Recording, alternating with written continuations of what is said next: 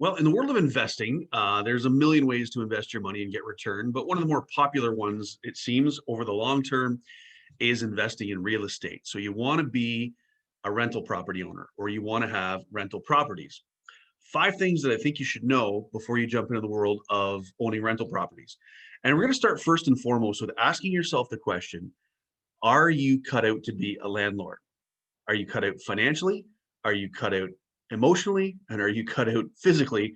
Because all three things come into play. As a first time landlord, financially, are you able to carry the property in the case of a default with a tenant who doesn't want to pay the rent or refuses to pay the rent or can't pay the rent for any reason? You have to make sure, and this comes out in your underwriting through securing the mortgage on a rental property. They want to make sure, the lender does, that you can carry the weight of the mortgage in case of default by the tenant. When I say emotionally, owning a rental property can be a very up and down experience for a landlord. A lot of the times people tend to get personally involved with tenants because it's their first and only property, as especially when you're just starting out, and everything feels intensely personal if there's conflict in that relationship between tenant and landlord. And physically, because in the beginning, if money's tight and you're just starting out, you're going to have to probably do a lot of the repairs yourself. Are you willing to get dirty and get down on your hands and knees sometimes to fix drywall holes, or put some new carpet down, or that kind of stuff? So those three things all come into whether or not do you really want to be a landlord. You have to have that conversation with yourself first. Secondly, you got to remember, when it comes to buying a rental property, it's not like buying a residential property like yourself. For your property, where you can put 5% down and then finance the rest, you'll need a 20% down payment for rental property.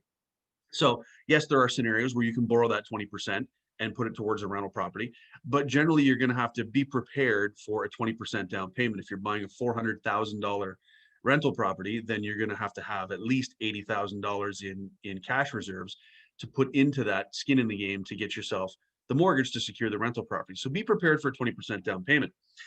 Third thing is, once you see a property that you like, or that you're interested in, um, do your math and margins. Figure out how much it's going to cost you month to month to run and maintain the property, and that includes property taxes, your mortgage payments. Then you've got maintenance costs, could be snow removal costs, any ancillary things that come around keeping the property up in good condition for your tenants, and of course for you as an investor to make sure it's up there. And then you want to figure out how much you can charge for rent, and whether or not the difference in profit there is going to be worth your while. You want to try and shoot to between 6 and 10% profit for a rental property to make sure that it's worth your while to get money back out of your investment long term. Now, keep in mind, with a rental property, one of the things too is not just the monthly cash flow that it's going to provide you, but your property hopefully is going to be increasing in value while someone else is paying down your mortgage. So you're building equity in that property as well too. So you can do the math on that as well too with a simple amortization calculator online. Third thing is keep an emergency fund. When you're buying a rental property, make sure you've got cash on hand for some sort of catastrophic event.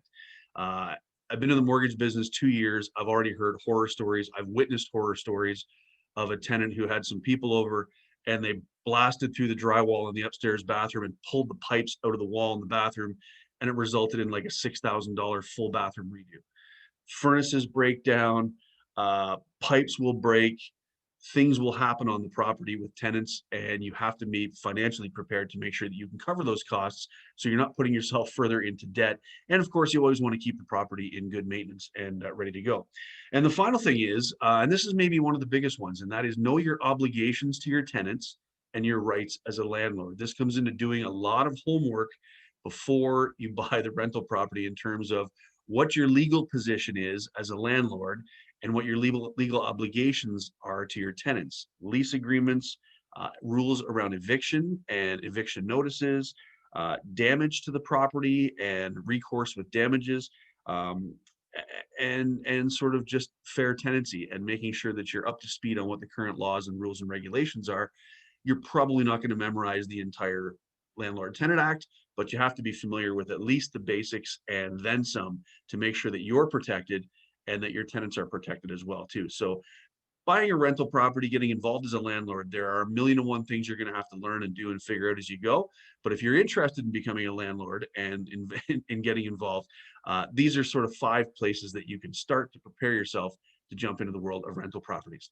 Thanks for watching the Mortgage and Money Morning Show. If you missed an episode, we've got a complete archive of it on my YouTube channel, Joel J. M. Scott. Make sure you like and subscribe to the YouTube channel, and you can check out any of these little 2-3 minute videos at your leisure and keep caught up. We do the show Mondays, Wednesdays, and Fridays at 8 a.m. Thanks for watching.